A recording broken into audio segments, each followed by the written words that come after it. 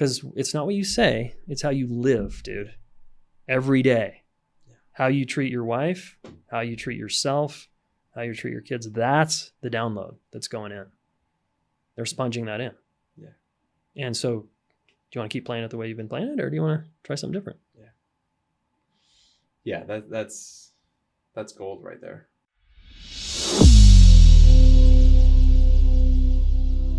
Welcome to the Peaceful Pop-Up Podcast. I'm Ravi, your host. Together, we'll slow down, breathe, and explore grounded fatherhood with greater peace and presence. I'm grateful you're here. Enjoy the show. All right, here we go. Welcome to the Peaceful Pop-Up Podcast. I'm your host, Ravi, and I have the privilege of being here today with a special guest, Jayson Gaddis. Jayson, thanks for being here. Yeah. Thanks for having me, Ravi. Of course. How are you feeling today? Good. Yeah, solid so far. Good.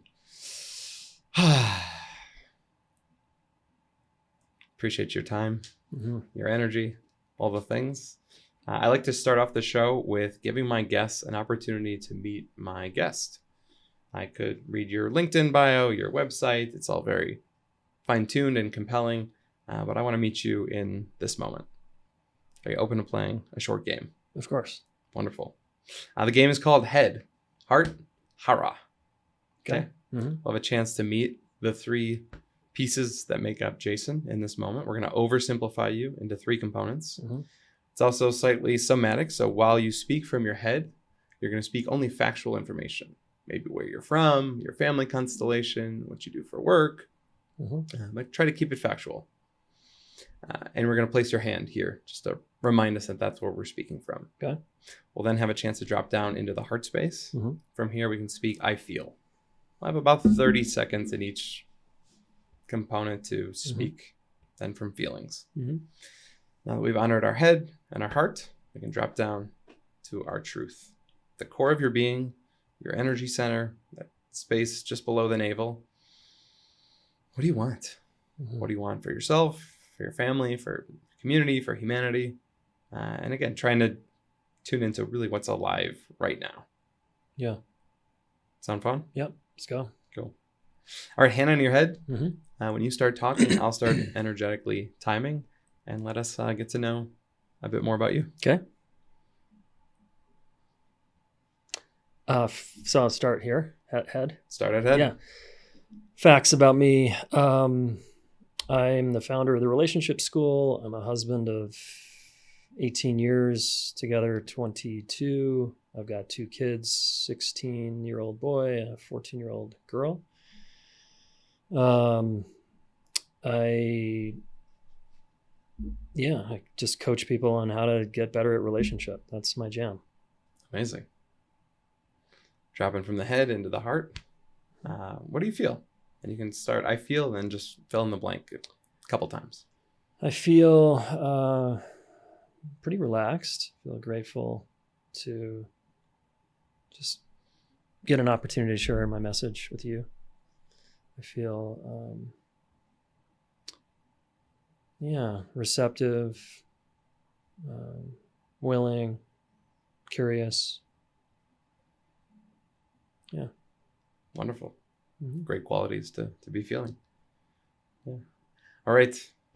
Now we've honored head, heart, core of your being. What's alive? What do you want? I want to continue to heal and grow places in me that are unintegrated. I want to be who I am, be very self-expressed. And I want to build a relational world the way I do in my family at home. I want the world to be, and people to feel a sense of connection to themselves and at least one other person. So they feel less lonely and more like they belong somewhere. Beautiful. Yeah. Breath for that way of existing and relating. Thanks for sharing. Yeah. Cool. Well, let's dive right in. Something that spoke to me from what you want is I wrote down, you want a relational world in the way that you do it at home? As a father, as a husband, 2 teenagers, what's the way that you do it at home that makes your way unique, uniquely you? How much time do we have? An hour. I'm just kidding. Yeah, because I could talk about this for weeks. So our primary value at home is relationship and connection. So we want everybody in the home to feel connected to themselves and they can be who they are. And so we welcome all parts of everybody, including, the angry, shut down, freaked out, tantrum parts, sad, hurt. Because we know in our culture at home that it will be contacted. You'll be known in that if you want to be known in that. You won't be alone in it. And that since relationship's the highest priority in our family, that everybody feels seen, heard, understood, and we'll go at great lengths to make sure that happens. Can I double tap there? Yeah. So seen, safe, and understood. If someone is not feeling that way, is it on the individual to presence that with the family unit and say, hey, I'm not really feeling safe or seen or understood. Could we support me? Or is there a way that as a relational family, you're going to reflect that back and create space to maybe for someone to be more seen or understood? It's mostly up to the parents, my wife and I, because we're the leaders of the family. And so, the younger a kid is, the less ability they have to advocate for something like that. Our kids are getting to the age where they could say that. And it more comes out as my wife and I track our kids really well, and we notice when something's off. And so we attend to that and we start asking questions. Hey, it seems like something's going on over there. You want space, or, can we talk about it a little bit? And, we try to be non-pressing, but also like, hey, we see you hurting, or you're shut down, or something is occurring for you that doesn't seem good. And we want to help you identify it, work with it, name it, be seen in it. So you don't have to be alone in that. And then, so you can move on with your life. So it occurs more like that in our family. Any pushback ever from teenagers that are like, I'm not one of your clients, or don't treat me like this. Just let me be. I can maybe count a handful of times in 16 years. I'm thinking of our son just saying, just give me space right now. But he always circles back and wants contact around the thing. So we just honor that. Cool. Got it. You need space. Love that. Yeah. What I love about this too is that it feels relatively progressive, very new and modern to have this sort of intentionality around relationship in the home. Love that you were just very forward, like, no, my wife and I were the leaders of this pack. Yeah. Felt very like wolf dynamics. And I'm curious what in you, and maybe your upbringing of either what you didn't get or what you got and you really loved, why relationship? Why is it so primary to your value system and how you move through the world? Yeah, I have a teacher that says the void creates the value. So I grew up with a major void about connection in my family. So I grew up in a great family, but they had no clue what was going on with me internally, and they weren't interested, it seemed to me. And when I got hurt by them or anyone, it just didn't get repaired. And there was no acknowledgement of the impact they have on me or anything. So felt like a little bit of a relational desert of sorts, even though they were there physically. Yeah. And they cared a lot about me, and they paid for everything I fucking had as a kid. And they drove me to school and made lunches for me. They did so much. I'm so grateful. Yeah. They just didn't have a value on the thing I'm valuing right now. Yeah. So that created a major hole in my life that would lead me on a journey eventually to seek, what is this? And this thing called connection. Why am I so bad at it? And why do I want to push all the women I'm dating away? And why do I shut down? And then when I stopped blaming the outside and took responsibility that maybe I'm the problem at age 29, that's when my life completely changed. Your Saturn return smacked you across. Yeah. Didn't know that was a thing back then, of course, but yeah, looking back for sure. Yeah. And I've listened to you speak before about the journey that you and your wife went on when you were dating and then separated. And then like, hey, she was like, you've got to be about marriage or else move on. Like, I'm curious, when it came to being a father and to having kids, what was that journey like for you in terms of the commitment to like, I'm doing this dad thing? As soon as I got clear I wanted to marry my wife, I wanted kids pretty quickly thereafter. And she wasn't ready. She was like, let's pump the brakes here, dude. Like, whoa. And she wasn't sure. Both of us prior to marriage and all through our 20s were like, we don't want to get married. We don't want kids. That looks like a joke. Looks like no one's having a good time. Wow. And I loved kids, but I didn't want my own. Yeah. And I was very afraid of the baby stage just because I didn't have any experience. And I had a lot of judgments about crying babies on airplanes. So I just, and then I changed. And it came from the inside. I can't tell you where it came from, but it just was immediate, like, fuck yeah, let's go. Yeah. I want kids. And yeah, I mean, if we were younger, I'd have more kids. Have more kids, yeah. But there's a downside to more kids, right? Each kid gets less parent time and less attention. And so I think we played it right. Sure. Yeah. So it's interesting that, with marriage, you were like, I'm not ready. And then you were. And then with kids, she was like, I'm not ready. Yeah. And then she was. So it feels like you got some balance there. Yeah. Yeah. And of course, you want someone who's on board, right? Because if they do it for you, they're going to resent their kids. And it's going to be hard. So you want both parents to be like a hell yeah. So you've been a dad for 16 years. Yeah. Reflecting backward, what is something that you had to learn the hard way?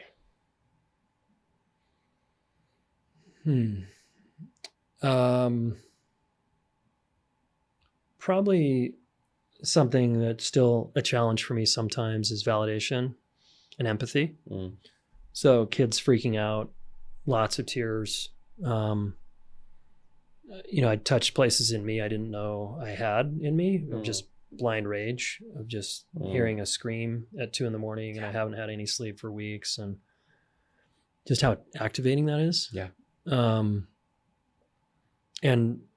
I'm thinking of our daughter because she was not as good of a sleeper as my son, and just more sensitive, kind of higher needs. And there were chapters, there were moments in 4 years of her first 4 years that were really hard.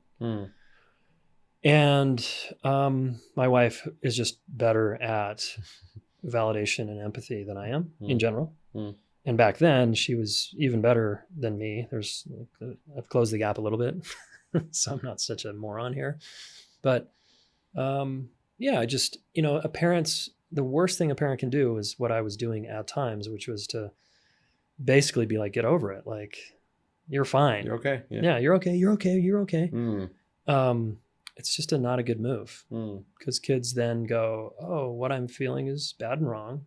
This person can't handle it. So I need to be okay for them. And then they end up not trusting the feelings they were having and thinking they're bad. And boys get a lot of this conditioning more so than girls. Yeah. Don't feel, you're fine. That tendency to, you're okay every situation. Even my 2.5-year-old, she falls, and oftentimes the first instinct is, no, you're okay, it's okay, get up. Yeah.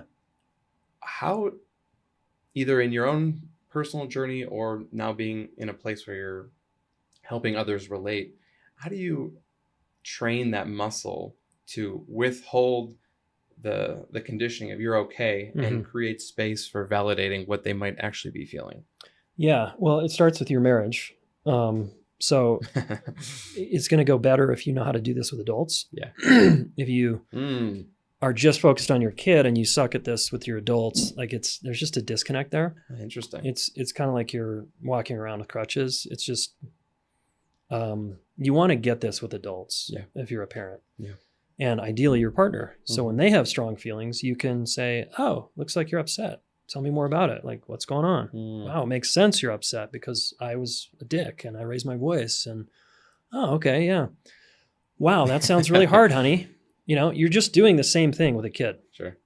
So you build the muscle in your marriage. And if you need, you need to in therapy or with coaching or in groups, it's really good practice to do it in groups in real time, like a men's group or a group therapy experience or a personal growth workshop.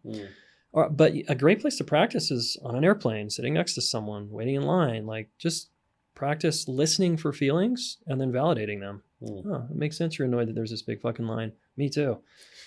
Versus people feel so seen and heard. Oh, and yeah. Connected instantly. Yeah, we're in the same bond now. We're a family. Yeah. So, kids need us. Kids need grown-ups to figure this out.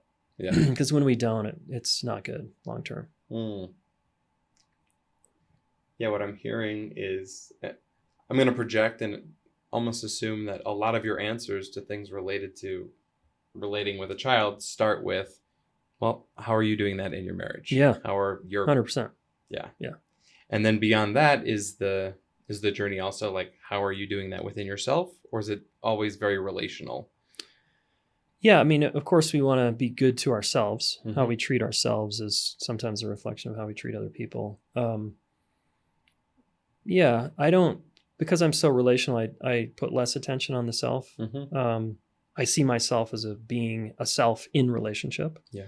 Because that's how that's how the self develops, is in relationship. It doesn't develop on an island in a cave. And you're in this stage now, is watching a baby develop in the presence of loving parents is incredible. Because if it's a loving, good environment relationally, the baby's going to like itself and it's going to have a self, right? That's actually intact and grows and develops in an ego in a healthy way that's going to be good for them in their life. Versus a traumatized environment or a neglectful environment. The kid's got nowhere to, it's like bouncing off the big people and it's just a hall of mirrors and all they're seeing is like bad stuff. And so they just take it on, take it in, and they become that. Yeah. Yeah, I want to give there's a lot of weight to what you just said. So I just want to take an exhale for especially any of the listeners who are going through their own childhood or like the stage of relating that they're in with their partner and how that's affecting their household. I often find it fascinating too that I had the privilege of being the oldest, the firstborn. I have two younger sisters, and I know for those first 2 years, I got a lot of attention. Yeah, things were inherently a lot calmer than they were when child 2 and 3 arrived. And I, just having conversations with siblings and like having very different memories of the experience of being, a child. I just find that fascinating. Yeah. Yep. Yeah. I think it's like the sibling effect or something. There's a book about this, that each kid has their own experience, right? Of the big people and what happened. And they see it's like a car accident. We all see it differently, depending on where we're standing. And depending on what our age was, because some parents chill out with each kid and get more loose. Yeah. And some get more freaked out because it's just they're outnumbered and they're playing defense all the time. And they're just reaction after reaction. And so the first can get off easy in some cases. In other families, the first gets the brunt of the trauma because the parents are clueless and they're just reacting all the time. Yeah. Do you have siblings? I do. I'm the youngest of 3. Okay. Nice. Brother's 5 years older, sister's 2 years older. Okay. Yeah. Cool. And yeah, we have different memories. Yeah. Right. You wrote a book, Getting to Zero. Yeah. Do you want to give us a brief synopsis of what getting to zero means, and then maybe weave in how that could also relate to being a dad? Yeah. Yeah, zero is just the place of we're connected again. Zero conflict, zero drama. We're back in a good place. So it's synonymous with back to a good place. Mm-hmm. And the subtitle of the book is How to Work Through Conflict in Your High Stakes Relationships. If I could change it right now, it would be How to Repair Conflict in Your High Stakes Relationships. Because people are more and more understanding the word repair. So that's 300 pages of how to repair in your most important relationships. Children, obviously, being a high-stake relationship. Yeah. And there are a lot of ruptures between parents and kids. Parents are just not there all the time. They're looking at their phone. They say something stupid in a reactive moment. They yell. They hit their kid. They ignore their kid. They do so many things, right? We're always making mistakes as parents. There's no, as you know, there's no perfect parent, right? We're flawed human beings, and so we're going to miss the mark probably every day in little teeny micro ruptures and big ways. But the research shows that the difference between a securely raised, securely attached child and an insecurely attached child is how well the parents repair each of those mistakes. If they don't repair, like in my family, it just breeds an insecure environment because the child goes, this isn't going to be fixed. I'm on my own here. Even though they're the ones that hurt me, right? And it's always the parent's job to repair with the child. It's never the child's job to repair with the parent. And secure families just get good at that. They get good at cleaning up the mess they made. Because kids are, as you've seen, very forgiving. Yeah. They don't have the trauma history we have. Okay, thanks, Dad. Yeah, okay. Within seconds, they're playing again. Like, big deal. We're like hanging on to shit and like, this is so hard for weeks, Yeah. So, if you get good at repair, and the other thing Dan Siegel says in terms of secure families is the single biggest predictor of a securely attached child is the parent's ability and willingness to self-reflect and make meaning out of their own upbringing. And I thought that was really interesting. When Say that one a little slower. There was that felt like it had some juice to it. Yeah. So he says that the parent's ability to self-reflect and make meaning out of their pain and the traumas they've been through in their life prior to having kids is the predictive factor on whether they're going to raise securely attached kids or not. I'm getting full feedback. That feels like everything. Yeah, it's incredible. Yeah. So all of the parents listening that go to therapy, that do coaching, they're in men's groups, that actually self-reflect, that journal, that take this human journey seriously, and are like, wow, what did happen to me, and why is parenting at times so triggering for me? Well, I wonder if it has anything to do with how I was raised. Hello, yeah, it does. Yeah. But, some people are brand new at that. And as they begin to self-reflect, they're just going to do a way better job parenting because they're curious about their own reactivity. Wow. I love that. That, again, feels like everything. I think there's such a... becoming a parent is a big, major initiation, a rite of passage. Yeah. And my personal theory is that people that are less likely to turn inward and do that self-reflective, who am I journey, are less likely to become parents because there's this unconsciousness of who they've become and how they've become that way. And so there's not a confidence and even just a mental and emotional health and a desire to pass that along. That's at least been my experience. So you're saying a person who's not self-reflecting, maybe is a little more unconscious, asleep here, isn't going to become a parent? I think less likely to become a parent. I wonder about that because I see so much shitty parenting. And people are just clueless about what they're getting into. They really think okay, let's just have kids. It looks fun. And that's what everyone else is doing. And there's zero thought. And then you get the kid at the hospital with no manual, no instructions, and you're winging it. And you never take a parenting class. You don't self-reflect on your reactivity, and you just keep going. And then eventually you hand a kid a fucking pacifier, which is called a phone. And you're just like, I don't do this. And then you vent to your friends at the bar how hard this is and like how you can't wait for a weekend getaway. And then pretty soon the kids are gone and you're like, huh. You know, I'm just like, it's so tragic. Yeah.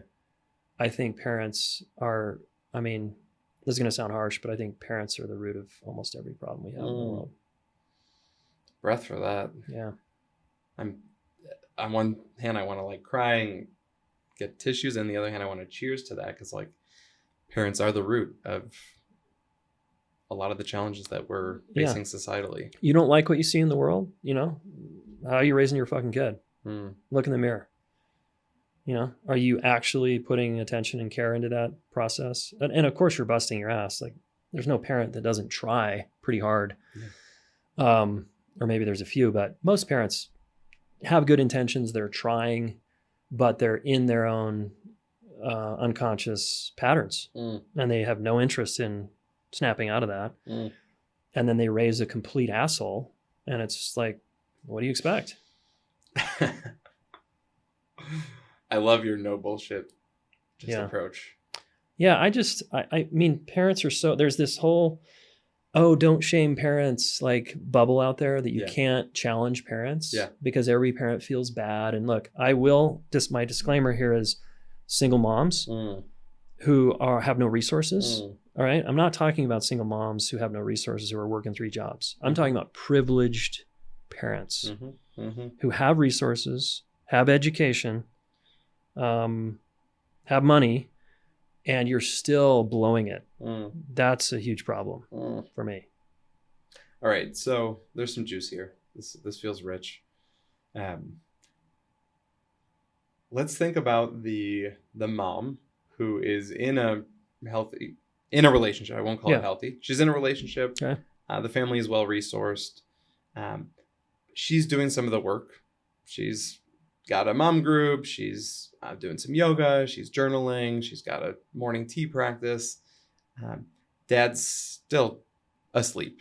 He's providing. He's going to work. He's doing his thing. Yeah. Gets home. He's having a few beers. Whatever it is. But like what? Let's really narrow in on dad here. What does it take for dad to wake up? Pain. I mean, how did you wake up? For me, it was pain. Yeah. Yeah. I mean, I think our conditioning is so thick around how we are socialized as boys to not need anything, to think we know it all, to prioritize ourselves over the relationship, to not feel anything. And we get into an adult relationship and we're completely incompetent. And so that's not a guy's fault. Okay. To me, that's again, back to parenting and our culture and phones and how our culture treats boys. Yeah. And so he doesn't even know that he's in now a self-made prison that he's choosing every day. He doesn't know that he's choosing that, but he's asleep to it and he's in a prison. And the wife is like, dude, knock, knock. Like, I know your awesomeness is in there somewhere. Yeah. Will you please come to the table and help? Let's do this journey together. And unfortunately, a lot of women have to leave their husbands. They have to yell at them. They have to drag them to therapy. For guys to like get the message, because part of the problem is all his conditioning is the very thing that prevents him from asking for help, being open to feedback, being open to getting help. So he's so defended against the very thing that could really help him wake up, and pain is usually the thing that can break through that, like a divorce, an affair, kids going to treatment. For drug and alcohol addiction, something bad, his own health problems. There's so many things that can help him kind of like get the message. How I'm doing it sucks.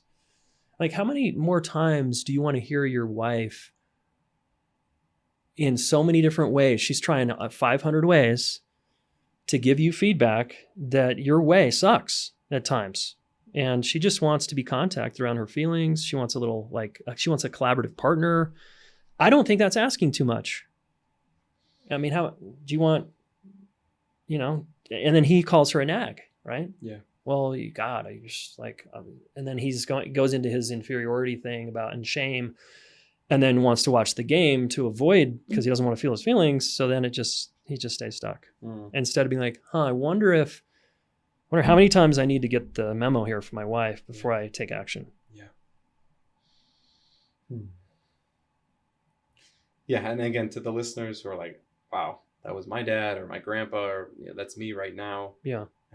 That's been versions of me in the past. Yeah, same. It took messing up good relationships really poorly to get into therapy, into couples therapy, and for my nervous system to get triggered, and then I lashed out and rage and said the wrong thing, and it hurt, and the relationship ended, and that ultimately took me on the painful journey that led to a really peaceful place, but on the very other end of that spectrum. So I guess peace is really on the other side of the coin of pain. Yeah. And war. Right. Peace and war are kind of opposites. How much war do you want before you can get to peace, Yeah. All right. I want to zoom in on Dad again. He's gotten dragged into couples therapy. He's sitting across the table from Jayson Gaddis. The wife is looking at you with like, help me. And all of his defenses are coming up. His nervous system is either hypervigilant. It's not safe to be in his body. He wants to just rage and lash out and get out of the room. What do you do in those moments? I imagine you've been there. Yeah. Oh, yeah. I work with these guys all the time. Yeah. And I'm always so grateful they're in there. Yeah. That I'm like, wow, you got him in here. Like, fuck yeah, I've got a chance. So I've got like one shot. Yeah.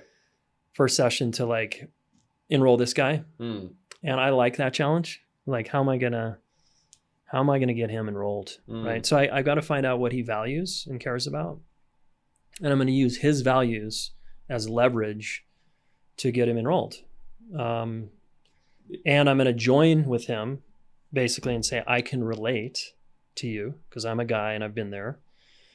And I make fun of myself and say, look, dude, I can relate. I am a complete moron when it comes to validation.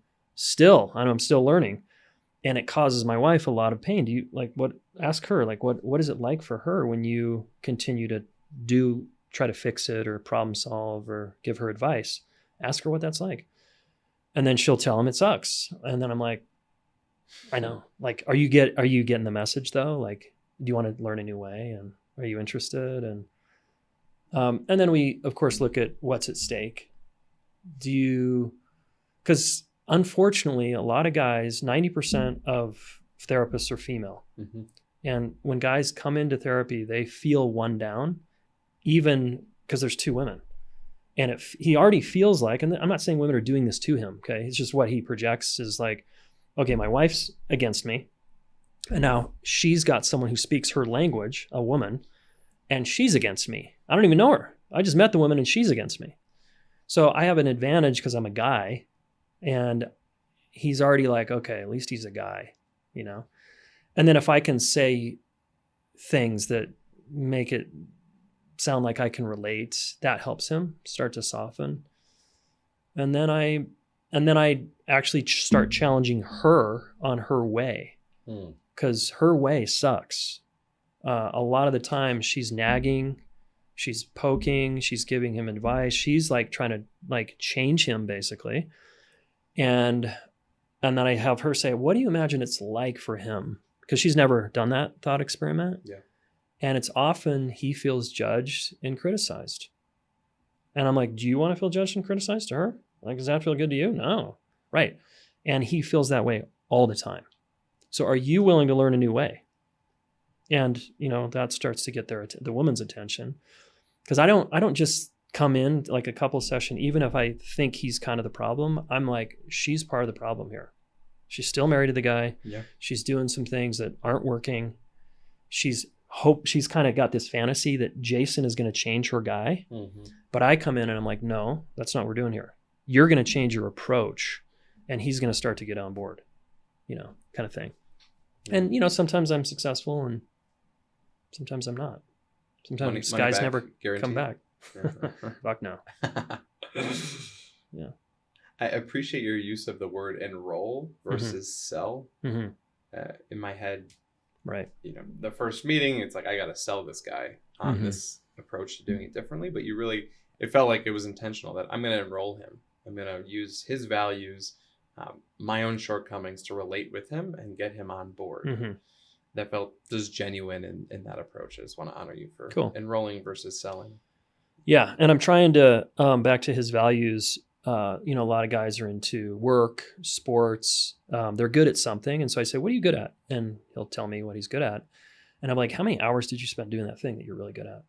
And I'm guessing you feel pretty confident. He's like, oh, yeah. Yeah. And he kind of feels a little pride, Yeah. because he feels so ashamed in his marriage. And I'm like, what? Okay. So it took a journey to get there. So do you think it's possible that you need to put in this, a similar amount of effort to get good at validation or connecting with your wife? And that, that gets his attention a little bit, because I remind him that he's capable. You're capable, dude. You're a badass in that area. Yeah. Well, why wouldn't you want to be better at? You don't have to be a badass at relationship, but why not be a little better? Because she's going to love that. And then you're going to like feel less judged and criticized. Don't you want that? Yeah. What's it like for a father to butt up against that, like that upper ceiling, that upper limit of what's possible? To know that, like, all right, I'm kind of shitty at being a dad right now. I'm open to getting a little bit better. But letting more love in, letting more connection, more presence, more genuine memory creation. Like, why wouldn't a dad want to be better? I mean, it's a good question. I don't know, because it might be different for every dad. But I think a lot of men who are dads get caught, again, back in their conditioning of, I don't want to admit that I'm not good at something. Because when I did that as a boy, I got my ass kicked by my dad or on the playground or at sports. So it's better if I posture and make it look like I know what I'm doing and make it look like I have nothing to learn.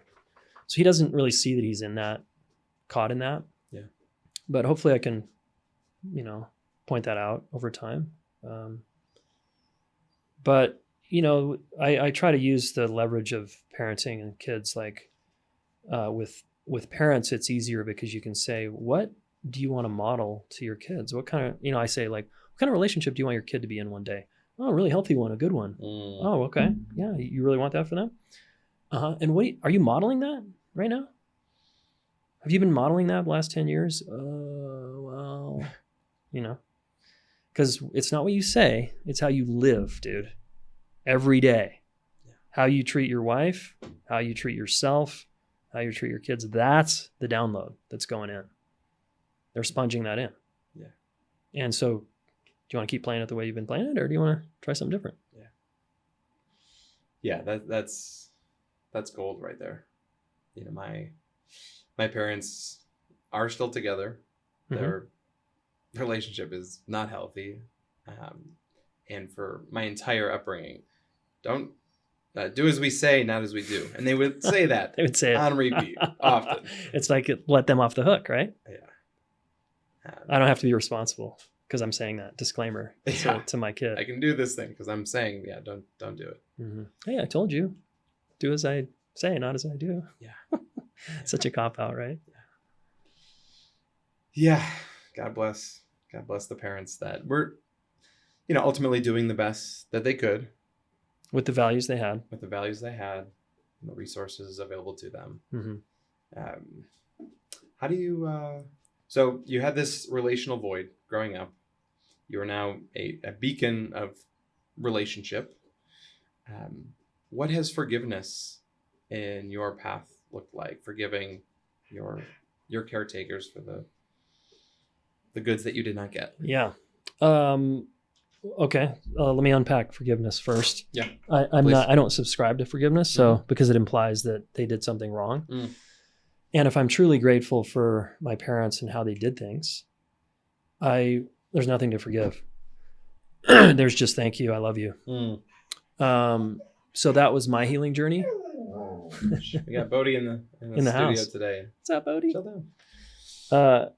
Yeah. So I take the view of when I help people work through their stuff with their parents, is the goal is thank you, I love you, 5 words. And instead of forgiveness, because again, forgiveness is coming into right and wrong. And it's sort of this moral judgment based on my values of what my parents did. And I think it's a limited frame. So that's the first thing I'd say. I had to go through a stage, and I see most people I work with go through a similar stage to varying degrees, which is, oh my God, my parents really fucked this up. And then they get angry, and there's all this grief. And that's a important stage to go through. And what tends to happen to people is they point the finger at their parents. It's your fault, though, because I'm this way. Yeah. I went through that. Yeah. I mean, I was in that for like 4 years. And I was like so desperately wanting my parents to come to therapy with me and for them to go to therapy for themselves. And like, you guys need to change, basically. Yeah. Who likes to be on the receiving end of that message? Oh, what? I need to change. What are you talking about? Look at what I've done for you. Like, what are you complaining about? Right. Yeah. And looking back, it looks silly, but that was what I had to do. Yeah. Until I met, again, a mentor who's like, dude, you don't have to keep doing it this way. You can get to thank you, I love you, and here's how we're going to do it. And it was basically, they helped me see, and this, I just invite people to try this on, this way of looking at your parents, is what are the benefits of all the injuries they cause to you and their way of parenting on you and what you're doing with your life? And what are the drawbacks if you had perfect parents? What are the drawbacks if I had the parents I am for my kids? Because I think I'm a pretty good parent. Of course I make mistakes. But what would be the drawbacks, man? Initially you think, there wouldn't be. It'd just be awesome. Yeah. There are no drawbacks. Yeah. But when you look closely, I saw that my parents' way, being non-relational, misattuned, hurting me without repairing, all set the stage for my journey and for me to become a relationship teacher and coach and to found a school that was all about relationships. My parents gave me that gift, right?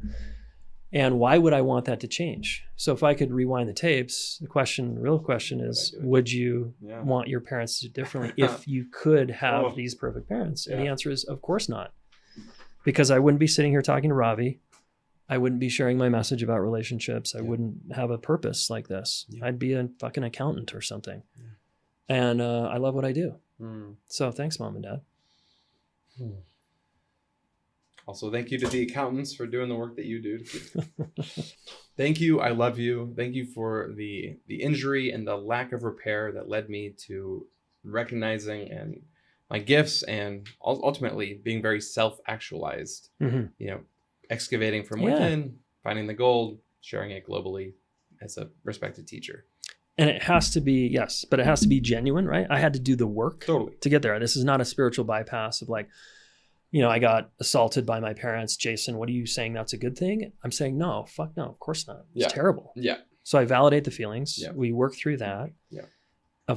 Dude, that's awful. And who have you become, given that we can't change the past, but we can change your perception of the past and what you're doing with it now? And do you want to stay in victimology, blaming your parents for your shitty life, or do you want to do something about it and get empowered? Yeah. And that's a journey, and it's not easy. Yeah. All right, well, drop into present day. You're a rock star husband, leader of your family. I wouldn't say that. No? No. Okay. I'm a rock star husband at times. Okay. That feels more true. Sometimes you experience being a rock star husband. And sometimes I'm a dick and I'm just drop the ball and forget and I'm shut down. I'm just a person, right? Just a person intentionally leading a family. Yep. With the potential to have securely attached children. Again, bringing it back to that lens of like, your parents left you with this injury, so this is who you became. As you are leaving your children with fewer injuries or potentially less traumatizing ones, what do you see as their path in terms of development without injury? Well, there's a huge drawback to raising kids in a conscientious, thoughtful, considerate, relational way. Yeah. And the biggest drawback is they feel alone in their life. They feel more alone around their peer group because their friends aren't experiencing the same home life. And so they're like, wow, my bar is really high for connection. And all these kids want to talk about is TikTok or fucking Taylor Swift or hip hop or the latest drama on social media, and they can't talk about what's real. And part of that's adolescence. Like, it's really hard to be vulnerable as a teenager, no matter how awake you are. Yeah. It's just, there's just not a lot of people that can hold you in that. So there's a, that's understandable. It's kind of seems normal, but there is I'm just acutely aware, my wife and I are, of our kids are different. Yeah. Right. Because the level divergent. Right. Yeah.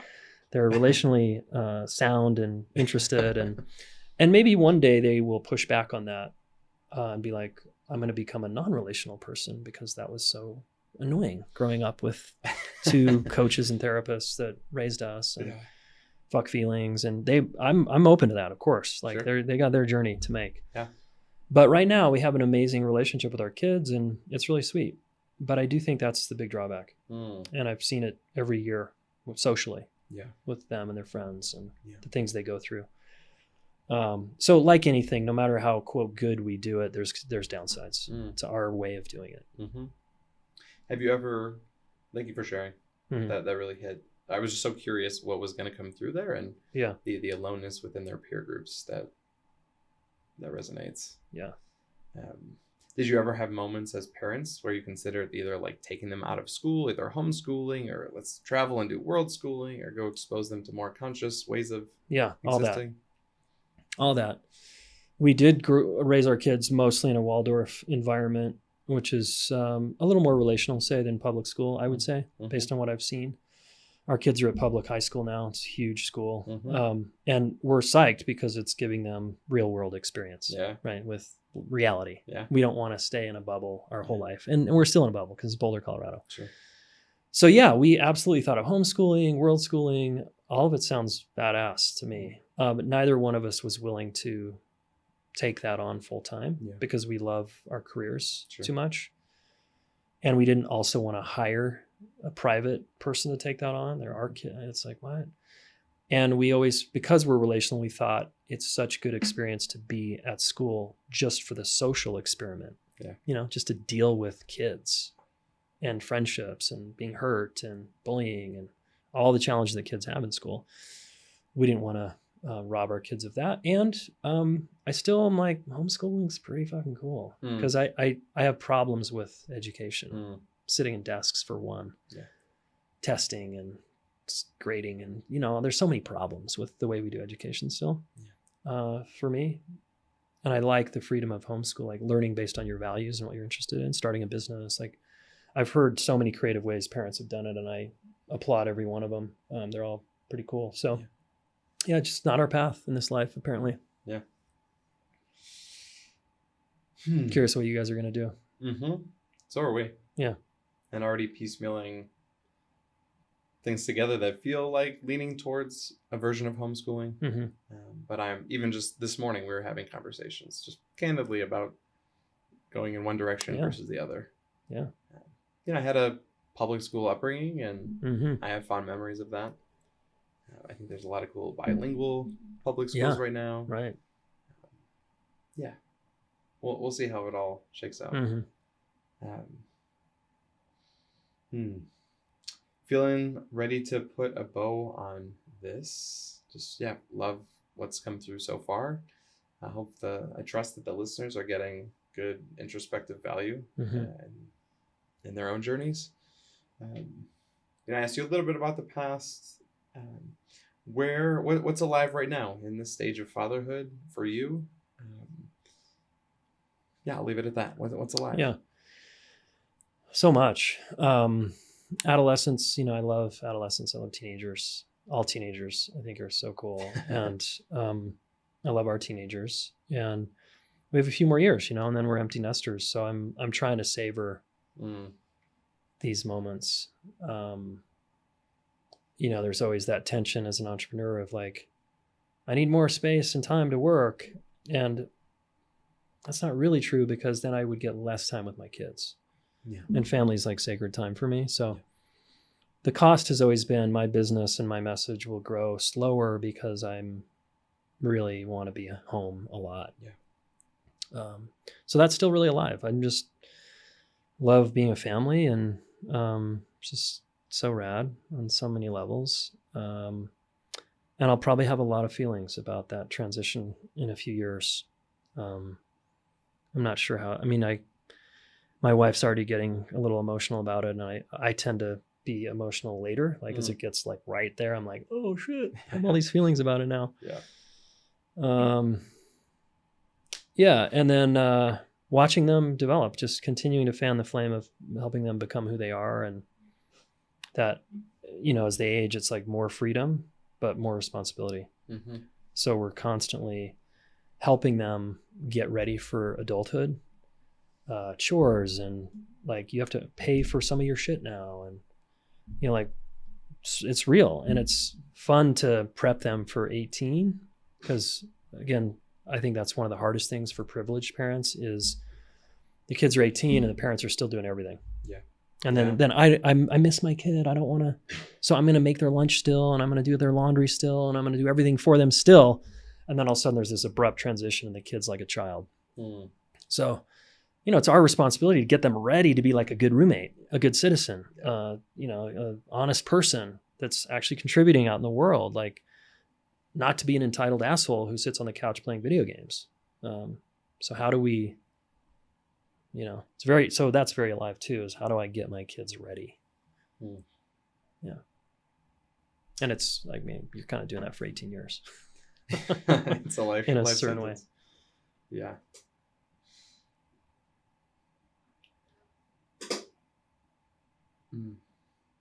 This is always that tricky point of like wanting to ramp up, but also like wanting to go deeper. I like to give practices, tools, something tangible to the listener. I want to go back to what we first talked about. You know, these relational ways that you are in your home. What's maybe one practice or something that somebody could implement or try out that you do at home with the family? Yeah, I think one of the most important practices, it speaks to what we already covered a little bit, which is learning how to hold your child's emotional experience. Because you don't want your kids' emotions to run the house. And that's what I see a lot of privileged parents do, is Johnny's reactive, and then Johnny gets labeled, well, Johnny's different. He's a different kid. He's pretty sensitive, and Johnny's special. And so we don't want to upset Johnny. And it's like, wow, Johnny's got a lot of power in this house. And Johnny's 2. Like, wow. So rather you want to get good at Johnny's like holding space for his tantrums and being with and helping him identify what he's feeling. So he has a vocabulary for I'm angry, I'm sad, I'm mad, I'm hurt, I'm scared. And that's our job to help him with that language. So we have to be emotionally literate ourselves. And then we have to also be okay with the discomfort of what it's like having a tantrum go down, or big feelings, especially if they're coming at us, to be able to breathe through that, so that we can do 2 things, or I'm going to call it 3 things. And these are very practical. We want to reflect back what we see. Wow, Johnny, you're really upset right now. So that's like for a 2-year-old. When Johnny's 15, it's like, wow, Johnny, I see that you're going through a lot. School's stressful. Your friend group is stressful. Man, I can imagine that's really hard for you right now. I see you struggling in school. That makes a lot of sense to me. So that's the second thing we start doing, is validating. So even with a 2-year-old, I say it makes sense you're upset with daddy right now because I won't let you have the toy. So we reflect back, then we validate. And then if we've hurt them in some way, this is the repair, we take responsibility. We just say, yeah, I raised my voice at you, and that's not okay. That's not going to happen again. I hurt you. I scared you. I did that thing that was upsetting. And that's ownership. So reflect back, validate, take responsibility. That's going to go a long way at every single age. Thank you. Yeah. Taking that on. Do my best to not lash out. And when I do, I want to have the tools to repair. Clean it up. Yeah. Wonderful. Jayson, where can people find you, your work? At Jayson Gaddis on Instagram or YouTube. That's Jayson Gaddis. Or relationshipschool.com. Cool. We'll link to both of those in the notes. Thank you. Yeah, I felt like a really inspiring transmission. I got to laugh a bit, actually, which was nice. I think that's actually one of the harder things with my 2.5-year-old right now. When something is happening and she's upset, to like take it seriously, to really be there for her and not like crack a smile or want to joke about it. Yeah, right. Like holding sincere space is an art. Yeah, it is. Yeah. But yeah, thank you very much. Yeah, thank you, man. Of course. Yeah, any final words? No, if you're a parent out there, just, you're raising the kids that are going to be the future. So put some really heartfelt attention into it, please. Yeah, you heard it here, and I'll second that. So again, we're building something with the Peaceful Papa, and if what you're hearing today is inspiring and you want more connection with more parents, more dads that are getting on board with raising amazing kids and being great husbands and fathers, you're in the right place. So have a brilliant rest of your day, and thank you again. Yeah. You've been listening to the Peaceful Papa Podcast. May the wisdom you found here ripple into your being, your family, your community, and the world at large. I look forward to being with you again soon. See you on the next episode.